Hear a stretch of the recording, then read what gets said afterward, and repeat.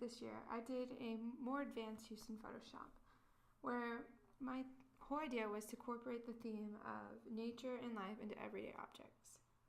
For this, I chose the objects of a shoe, a book, and a pair of sunglasses, as you can see here. And this is also the first one I had done, which was definitely the simplest.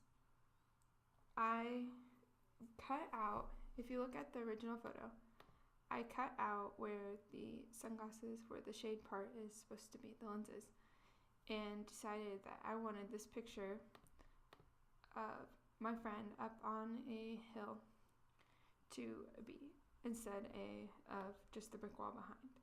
So I placed that in, and I noticed that it really wasn't that dark like a sunglasses should be. So I decided to add this black square, which looks like this. It's just square in around it, so it looked as if it was more dark. And when you put the square in, it has no transparency. So instead, I made the opacity to 61% instead of the original 100. And that's really the simplicity of this project.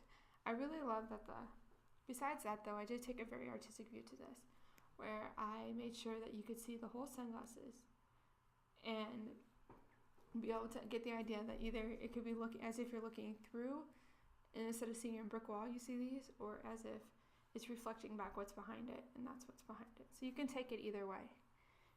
And I really also love it because of the mesh of the colors all together to give like a pastel look and make it all just seem very soft and loving and warm.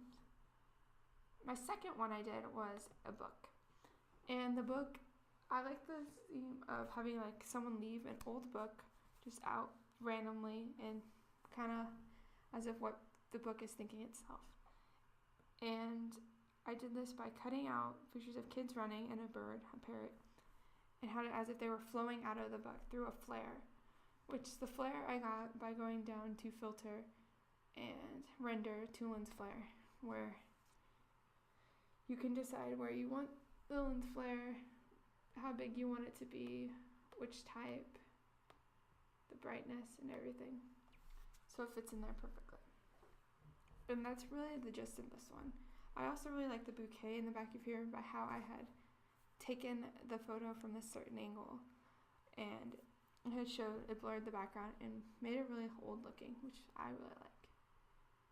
And for my third, I did a shoe. And my original idea for the shoe was to do like an old lady who lived in the shoe, because it's just an old shoe that it looks as if it's an old shoe that you just kind of found randomly out in the middle. And I took it from an angle so that you could like see the whole shoe and get a very good close-up, and it's still in nature like everything else. But instead, that idea didn't work. So instead, I remembered a project I had done my freshman year with an English class where we were given an assignment to write a story about an old shoe and the places it had been. And so I thought about it and I was like, what if the shoe could tell you the story, or it had imprinted places that it has been?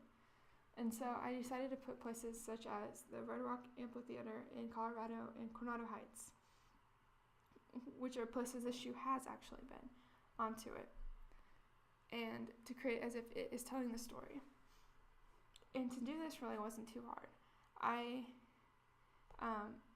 wanted to definitely look as if they were behind it, as if they were in the seams, as if this was the true shoe, as if, it's faded and everything. So I took to cutting the image out, and it didn't take too long. I mean, for this one at least, because the square, it fit perfectly this way, and I just resized it a little bit and cut around so it wasn't in the shape of the shoelaces. And then I faded the image up here in the opacity, and I faded it pretty far because if you don't, you can't see the shoelaces at all. So I wanted you to be able to see those. And then for the top of the shoe, where the Coronado Heights is, I had to do a lot of shaping. It took me probably the longest, where I had to come up to this move tool and where it's coming around, and I had to right click so that I could skew, and distort the picture so that it fit perfectly over the shoe. And then again, I came over here and made the opacity so it wasn't so bright, and it also looked faded. That I also was gonna do to talk a little bit more. I was also going to do something down here, but nothing seemed right. So instead I left it plain, and I think it still gives the idea away. So I really like it, and I enjoyed this project, and I hope that you guys enjoyed my artistic views of how I perceive these photos and you like them.